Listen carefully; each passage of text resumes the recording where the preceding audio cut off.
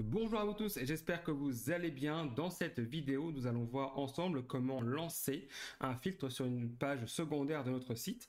Le but sera donc que notre utilisateur va sélectionner des éléments sur la page d'accueil, par exemple, et une fois qu'il aura cliqué sur OK, il sera envoyé vers une nouvelle page où le filtre sera automatiquement déclenché sur le répétiteur, donc la base de données. Donc pour faire cela, je vais me rendre sur mon éditeur. J'ai déjà mis en place quelques éléments, donc cela sera la page de résultats. Dans cette page de résultats, on retrouve du coup un menu déroulant, mais ça aurait pu très bien être une barre de saisie ou n'importe quel autre élément que vous souhaitez. Pour le tuto, je vais partir sur un menu déroulant simple. Donc on retrouve un menu déroulant. Pour l'ajouter, vous avez simplement à aller dans Ajouter, puis dans Saisie.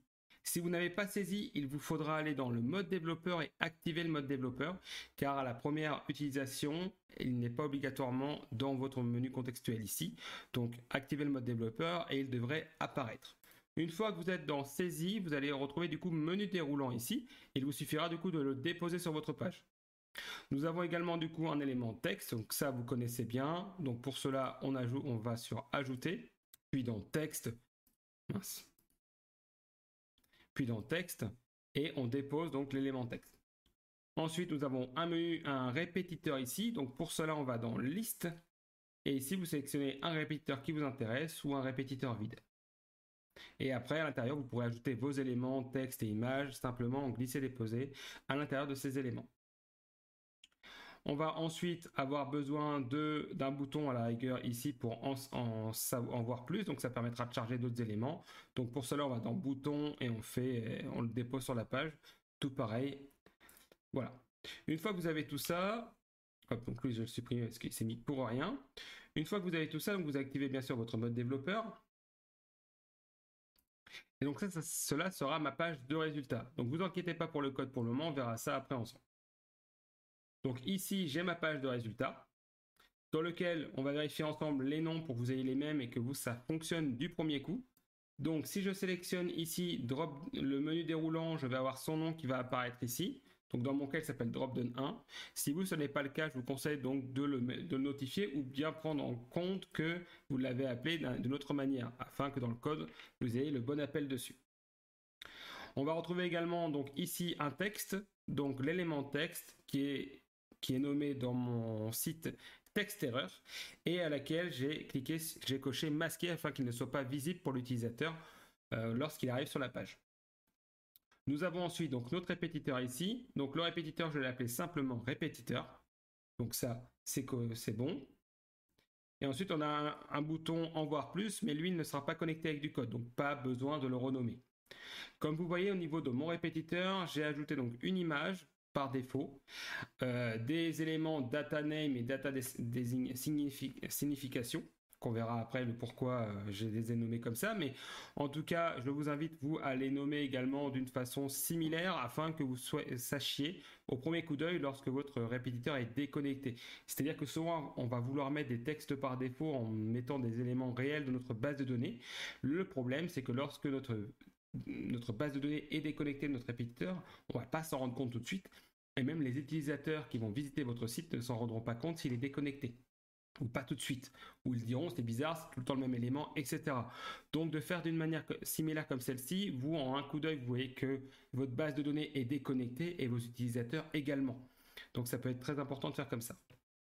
Donc là ensuite on va aller récupérer donc nos éléments de base de données. Donc moi pour le tuto j'ai créé une base de données. Si vous ne savez pas créer une base de données, je vous mets en description en dessous la vidéo comment créer une base de données. J'ai créé un tuto sur ça, donc une vidéo là-dessus qui va tout vous expliquer.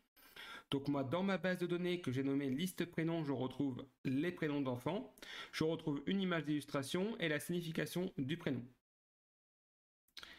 Tout simplement. Alors, je vais donc lier ma page avec ma base de données. Donc pour cela, je vais sur Ajouter et je vais dans le gestionnaire de contenu. Dans le gestionnaire de contenu, je clique sur Ensemble. Cela me crée une icône sur ma page ici. Et je clique ensuite donc sur l'icône, je vais dans Paramètres et je lui dis que je souhaite donc lier cette page-ci avec liste prénom. Je le laisse donc en lecture seule, je lui demande d'afficher 12 éléments, vous pouvez en mettre plus si vous le souhaitez, sachez que plus vous mettez d'éléments et plus votre page sera lente à se charger, et au bout d'un moment, oui, ils vous demanderont, eh bien attention, vous avez beaucoup d'éléments à charger d'un coup. Vous pouvez également cliquer pour la performance de votre page, c'est-à-dire que si vous cochez cet élément-là, eh bien les données sur la page vont se charger uniquement à la suite du chargement de la page. Vous pouvez également appliquer un tri.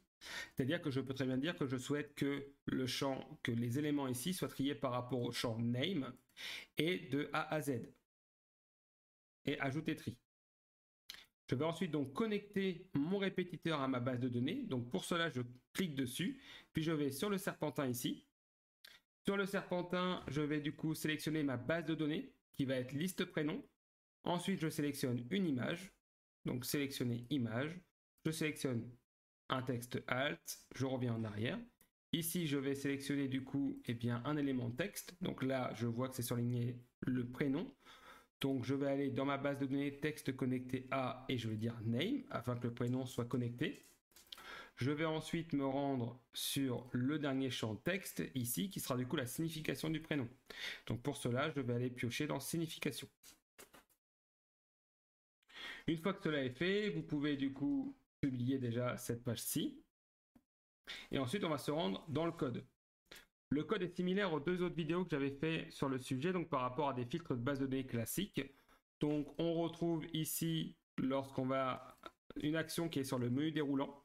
Donc sur mon menu déroulant, je vais aller regarder les actions ici, et je vous demande de la déclencher également. On est sur l'action onChange. Cela devrait vous créer du coup cette ligne-ci. Là, je lui dis donc que lorsque je vais changer l'élément de mon menu déroulant, il faut que mon filtre se lance.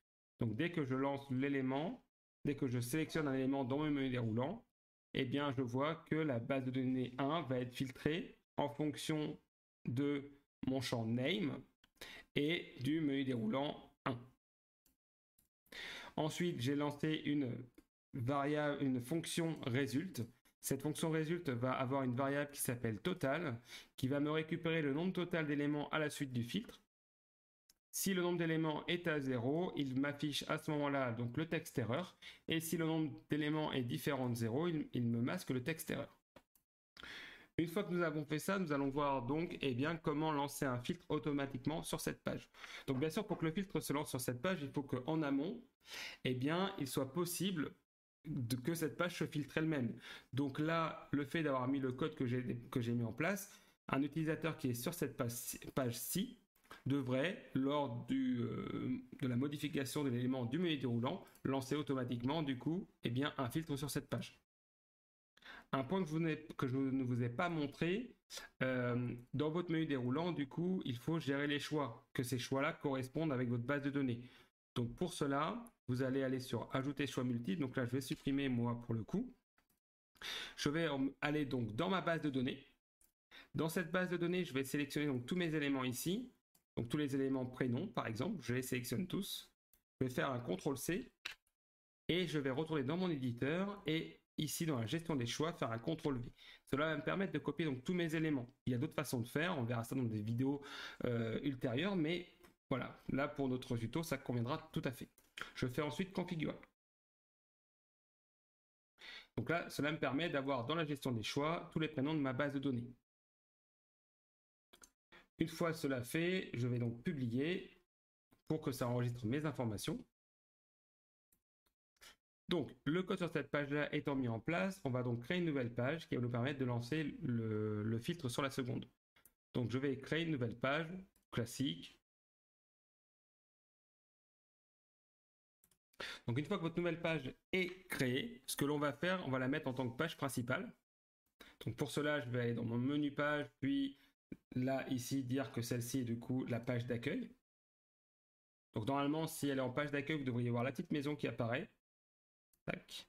Et donc, ma page home, je vais la renommer en disant page de recherche, par exemple. Voilà. Ensuite, je vais récupérer un élément dans ma page de recherche, puisqu'on vient de s'embêter à le faire, ce serait bien de le récupérer. On va récupérer donc notre menu déroulant. Donc, je vais faire un copier simplement, et je retourne du coup sur New Page, afin de coller mon menu déroulant ici. Tac. Ensuite, ce que nous allons faire, nous allons ajouter un bouton OK. Alors, on aurait pu très bien partir sur l'action de la personne qui change d'élément dans le menu déroulant et lancer directement l'action dessus. Ça, c'est possible. Pour cela, à la place de mettre un bouton avec l'action on click, on va directement sélectionner le menu déroulant et faire l'action on change dessus à la place. Hop. Alors, je vais aller sur ajouter et j'ajoute du coup un bouton. Donc pour cela, je vais dans bouton, puis je sélectionne un bouton qui m'intéresse. Voilà, par exemple Go, je trouve intéressant. Le fait d'avoir copié nos éléments, et bien du coup dans la gestion des choix, on retrouve du coup tous les choix qu'on avait déjà. Bien sûr ici vous pourriez très bien avoir une barre de saisie ou n'importe quel autre élément, hein. Ça fonctionne de la même manière. Donc ici, je vais faire en sorte que lorsque je clique sur le bouton 1, donc du coup j'ai même renommé le bouton 1, donc bouton, je vais l'appeler PTN Send. Voilà, et mon menu déroulant, je vais l'appeler Drop User Choice. Voilà. Alors, je vais faire en sorte du coup de cliquer donc sur le bouton ici, bouton Send. Et là, je vais sélectionner l'action On Click. Tac. Lors du on-click, on peut lui dire que bien, on souhaite quand même que l'utilisateur il ait sélectionné un élément dans le menu déroulant avant d'aller sur une autre page. Donc pour cela, je vais lui dire if. Et là, on récupère donc la valeur de notre menu déroulant, donc drop. Donc if drop user choose point value est différent de undefinited. Il se passe ça. Donc là, il va se passer ça uniquement si la valeur est différente de indéfini. Et du coup, vous pourriez très bien dire, donc récupérer cette valeur-là et lui dire, eh bien du coup, si la valeur est égale à indéfini, il se passerait ça. On va mettre qu'un texte, ça apparaît. Donc je vais faire apparaître un texte. Donc là, si valeur est égale à indéfini, c'est-à-dire que si l'utilisateur n'a pas sélectionné un seul élément, il se passe ça. Donc pour ça, on pourrait ajouter donc un élément texte sur ma page. Donc là, je vais sur les éléments texte, j'en rajoute un. Et là, je lui marque sélectionner, au moins sélectionner un élément. Alors, hop, sélectionner un élément. Donc là, on va dire que ça, c'est le texte erreur. Donc là, il s'appelle texte 4. Et du coup, au niveau de son idée, donc on le sélectionne. Et là, je remplace texte 4 par texte erreur.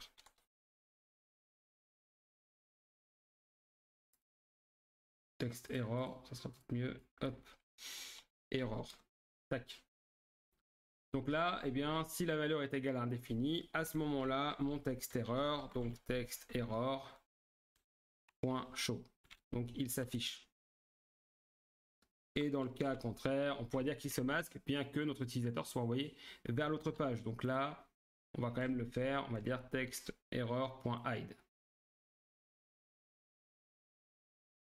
Ici au niveau de texte erreur, on ne va pas oublier du coup bien, de masquer le texte. Donc pour cela, on va faire en sorte qu'il soit masqué ici en le cochant. Cela veut dire que lorsque l'utilisateur arrivera sur le site, le texte sera du coup non visible pour lui. Une fois que nous avons fait ça, donc on va récupérer donc l'action de clic, ça c'est fait. On va aller récupérer donc des informations, enfin des API. Donc on a besoin de deux API. Une qui va nous permettre de sauvegarder les éléments dans le site pour être envoyé, donc les informations pour être envoyées vers une nouvelle page, donc qui va nous permettre de le sauvegarder et de le récupérer une fois sur la page d'atterrissage. Donc la page de résultats, et une seconde qui va nous permettre d'envoyer l'utilisateur vers cette page une fois qu'il aura récupéré l'information. Pour envoyer l'utilisateur vers une page spécifique une fois qu'il a récupéré l'information, on va utiliser du coup une API, donc un module qui s'appelle Wix Location. Donc vous mettez simplement import Wix Location et vous devriez le voir apparaître, vous faites entrer, et donc là on a importé Wix Location. Et on va importer du coup une deuxième. Alors il y a deux façons de faire. En fait, on peut stocker l'information en local ou on peut stocker l'information en session. Si on stocke l'information en local, il faut savoir qu'en fait, peu importe l'utilisateur, quand il va revenir sur votre site, cette information sera encore enregistré dans l'ordinateur. C'est-à-dire que s'il vient par mégarde sur la page de résultats directement, eh bien on va filtrer par rapport à une ancienne requête qu'il avait émise. Donc c'est un peu embêtant. On a la solution du coup, très bien, on peut très bien faire en sorte qu'une fois que le résultat a été affiché sur la page, mettre l'élément local, le supprimer. Mais bon, c'est moyen. On a une deuxième façon de faire qui est en session. Donc là, ce qui est intéressant avec la session, c'est que cet élément-là va rester sauvegardé que si l'utilisateur est encore sur le site. S'il quitte le site et qu'il revient, cet élément session est remis à 0. Donc, je le trouve un peu plus intéressant. Bien que les deux solutions puissent être remises à 0 via du code. Ça, c'est pas un souci. Parce que dans certains cas, l'utilisateur reste sur le site, mais on a besoin que cette valeur-là soit remise à 0. Donc la première, en fait, pour enregistrer en local, on va du coup importer, on va faire import. Et là, on va dire local.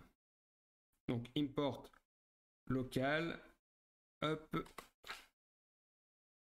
from Wix. Il ne le met pas automatiquement. Wix storage. Voilà. Donc là, en fait, si on importe en local, ça se passe comme ça.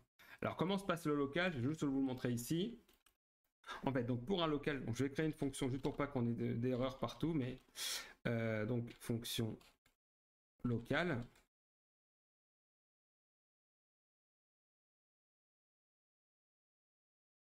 Tac. Locali. Voilà, c'est bien. Et j'ai oublié de mettre ça. Voilà. Alors, pour du local, pour enregistrer du local, donc on l'importe, du coup, on fait un appel à notre module Wix Storage et local. Pour enregistrer une information dans le local, on aura juste à marquer local.setItem. Là, donner un nom à notre information, donc par exemple la recherche, virgule, et donner la valeur de ma recherche. Donc là, dans notre cas, par exemple, ça serait la valeur du menu déroulant. Donc ici, je lui donne drop user choice.value. Donc là, il va enregistrer dans l'ordinateur, enfin sur le site en local, du coup, eh bien, l'élément sous l'intitulé la recherche qui correspondra à le menu déroulant. Sur ma page du coup d'atterrissage, lorsque je vais envoyer mon utilisateur, pour récupérer cette information que j'ai enregistrée sous le terme la recherche, eh bien on va du coup créer une variable, donc par exemple let valeur, et là on va lui dire d'aller récupérer cette valeur. Donc pour récupérer cette valeur qui est enregistrée, ça sera assez simple, on va juste faire local.get item, et ici on mettra le nom de ma valeur. Donc là j'avais appelé la recherche, et bien donc là je vais lui dire d'aller récupérer la recherche. Donc là, si vous voulez, là on enregistre dans local une valeur, et sur une autre page, on peut du coup faire appel à cette valeur pour la récupérer. Pour la récupérer, on aura simplement à l'appeler de la même manière. Donc avec le getItem et récupérer la valeur qui est enregistrée sous ce terme. Pour la supprimer, pour effacer lorsqu'on a terminé, donc soit à la fin d'un filtre ou autre, on va du coup faire local.remove item et également ici nommer quel item, enfin quel élément on souhaite supprimer. Donc là, la recherche. En fait, voilà un peu comment ça fonctionne, et la session fonctionne de la même manière. On va la voir juste après. Moi, je vais partir sur la session, mais c'était pour que vous ayez ça un peu en mémoire. Donc si on passe par du local, donc ici on enregistre l'information, donc cet item, je lui donne un nom, donc la recherche, et je donne à cette recherche la valeur de mon menu déroulant. Dans ma page de résultats, je crée une fonction qui va récupérer cette valeur grâce à local.getItem la recherche, donc le même nom que nous avons mentionné au-dessus. Et pour supprimer cet élément-là, il me suffira du coup de mettre local.removeitem la recherche. Voilà comment ça fonctionne pour du local. Alors, local, j'ai dit que j'allais pas l'utiliser. Nous, on va utiliser du coup session, qui va me permettre du coup, lorsque l'utilisateur n'est plus ici, n'est plus sur le site, que l'élément soit automatiquement effacé, comme son nom l'indique. Alors, une fois qu'on a mis la session en place, ici, je vais dire donc si indéfini, le texte erreur change, et je vais du coup, récupérer l'élément de mon menu déroulant pour l'envoyer vers une nouvelle page. Donc pour cela, on va faire donc session.setItem Ici, on le nomme, donc valeur drop, par exemple. Donc là, je l'appelle valeur drop, virgule, et je lui donne comme valeur la valeur de mon menu déroulant, donc drop user choose .value. Donc là, il récupère bien cette valeur, et ensuite, je souhaite que l'utilisateur soit envoyé vers une page spécifique. Donc pour cela, je fais Wix location .to. Et là, je lui donne donc l'URL, donc j'ouvre les guillemets, je fais le petit slash, et il faut simplement que j'aille récupérer l'URL de ma page. Donc, pour cela, tac, je vais sur page, base de référencement, et là, je vois que ma page s'appelait Home, par exemple. Je reviens du coup sur ma page New Page, et au niveau de mon code, je récupère donc, ici, je lui mets la notion Home. Alors, puisque on reste dans le même site de Wix, on conserve du coup le petit élément ici et on a juste à mettre Home. Cela veut dire que ça reste dans la même page et on envoie l'utilisateur vers cette page-ci. Voilà, donc sur la page d'accueil, on a uniquement ça à faire. Et donc là, c'est au niveau du clic. Donc on récupère la valeur, on l'envoie vers la nouvelle page. Donc sur la nouvelle page, on va devoir importer session. Donc là, je vais le copier ici directement. Tac, CTRL-C. Je vais sur page de recherche, donc ma deuxième page, qui est du coup avec tous les éléments ici, et mon menu déroulant. Ici, je vais lui dire, donc, je vais importer ma session. Voilà. Au démarrage de la page, je vais lui dire, eh bien, de récupérer l'élément de la session. Donc, pour cela, je vais créer donc une variable. On va créer une variable, on va le faire gentiment. Let valeur session. Tac. Donc là, on crée une variable valeur session. Et ici, je vais lui dire que dès que tous les éléments sont chargés, valeur session est égal à session.getItem. Et là, je le nomme donc de la manière comme on a fait tout à l'heure. Donc on l'avait nommé je ne sais plus comment. Donc je retourne sur la new page. Ça doit avoir une petite tête. Hop, on l'avait nommé valeur drop. Donc je récupère l'élément valeur drop ici. Je retourne sur ma page de recherche. Et ici, je lui dis que je souhaite que valeur session soit égale à cette valeur-là. Là, ce qui va se passer, c'est que la valeur session va récupérer la valeur. Mais en soi, on n'appelle pas valeur session. Nous, dans notre filtre, on va utiliser le drop-down 1, par exemple. Donc, en aucun cas, session. Et là, mon menu déroulant, ça voudrait dire qu'il va rester sur sélectionner. Bien que sur l'autre page, j'ai sélectionné un élément, mon menu déroulant là va rester comme il est là. C'est-à-dire que là, si je publie, alors on va faire juste un console log pour voir que l'élément est bien envoyé. Donc là, je vais faire un console log. Console.log.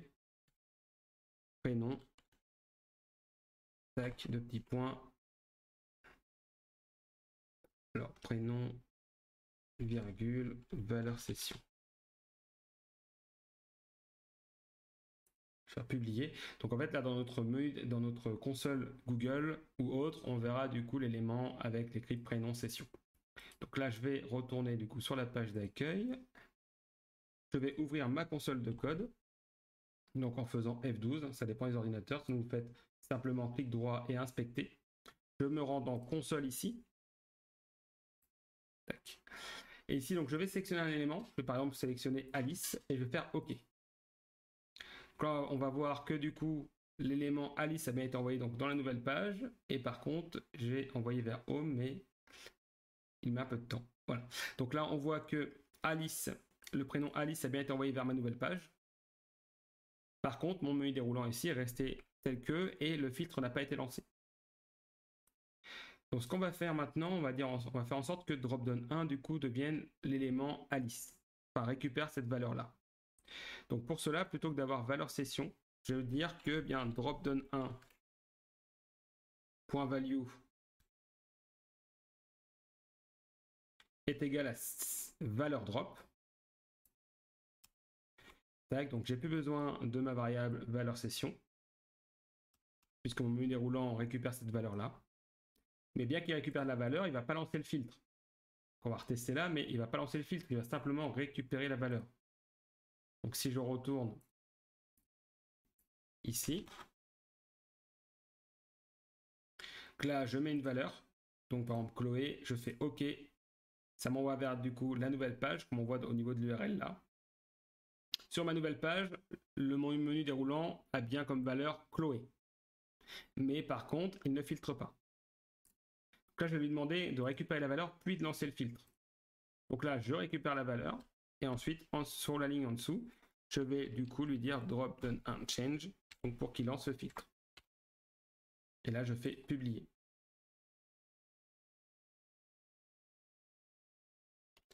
Une fois publié, je retourne sur mon site. Donc, je retourne sur la page d'accueil. Sur ma page d'accueil, je sélectionne un prénom comme Lina, je fais OK. Et donc là, il a bien récupéré la valeur Lina et filtré Lina. Donc ça fonctionne parfaitement. Alors, on va faire également en sorte, on va rajouter un petit peu de complexité, c'est-à-dire que si je n'ai aucune valeur, imaginons j'arrive directement sur ma page de résultats, eh bien il ne va pas lancer de recherche, il ne faut pas qu'il lance de recherche. Donc là, je vais lui dire ici, if session drop ici est différent de indéfini, alors on lance tout ça. Et donc là, il va comprendre que si l'élément session est différent d'indéfini, il faut qu'il lance la recherche. Sinon, il faut qu'il ne fasse rien. Parce que dans notre cas, s'il n'y avait rien eu, s'il y avait écrit indéfini, on n'aurait eu aucun résultat du coup sur la nouvelle page. Donc là, je sélectionne rien. Déjà, si je fais OK, eh bien, il ne se filtre rien du tout. Donc voilà comment ça fonctionne. J'espère que ce petit tuto vous aura appris quelque chose et que vous serez éclaté à le mettre en place. Et je vous dis à très vite pour un nouveau tuto.